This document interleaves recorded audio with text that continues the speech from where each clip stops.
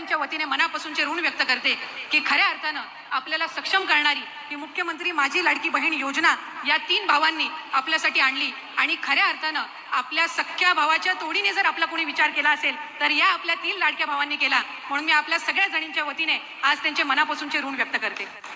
आजचा हा दिवस आमच्या सगळ्यांसाठीच अतिशय आनंदाचा दिवस आहे, कारण 17 ऑगस्टला राज्याचे सन्मान्य मुख्यमंत्री आणि दोन्ही उपमुख्यमंत्र्यांच्या मार्गदर्शनाखाली राज्यस्तरीय वितरणाचा पहिला वचनपूर्ती सोहळा आपण आयोजित केला आणि त्या वचनपूर्ती सोहळ्यामध्ये 1,07,00,000 पेक्षा अधिक महिलांना आपण 3,000 इतका जो लाभ आहे तो जुलै आणि ऑगस्ट महिन्याचा वितरित करण्यात आला. आणि आज 31 ऑगस्ट रोजी 1 ऑगस्ट पासून 24 ऑगस्ट पर्यंत ज्या माझ्या माता भगिनींनी या योजनेअंतर्गत अर्ज केले त्या पात्र अर्जांचे जवळपास 52 लाख भगिनींना आजच्या या सोहळ्याच्या निमित्ताने आपण 3,000 इतकी जो त्यांचा सन्मान निधी आहे हा वितरित करत आहोत.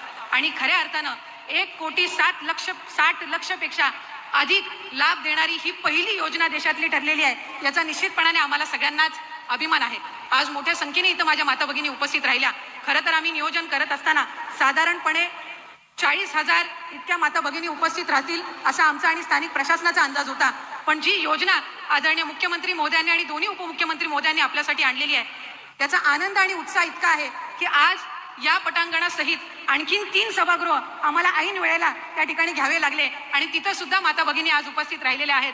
साधारणपणे 60,000 पेक्षा अधिक माझ्या माता भगिनी आज या 3 लाडक्या भावांचे आभार आणि त्यांच्या समोर आनंद व्यक्त करण्यासाठी आलेल्या आहेत. आणि म्हणूनच खऱ्या अर्थानं पुढच्या कालावधीमध्ये सुद्धा आणखीन 1 कोटीचं उद्दिष्ट हे आपण त्या निमित्ताने ठेवलेलं आहे आणि सप्टेंबर महिन्यातले अर्ज सुद्धा आम्हाला प्राप्त व्हायला सुरुवात झालेली आहे. आणि जे उद्दिष्ट आपण महायुतीच्या सरकारने ठेवलेलं आहे की आपल्याला 2.5 कोटी महिलांना सक्षम करायचं आहे, तो 2.5 कोटीचा टप्पा हा लवकरात लवकरच आपल्या मार्फत त्या ठिकाणी पार केला जाणार आहे. याचा एक विशेष आनंद त्या निमित्ताने आहे.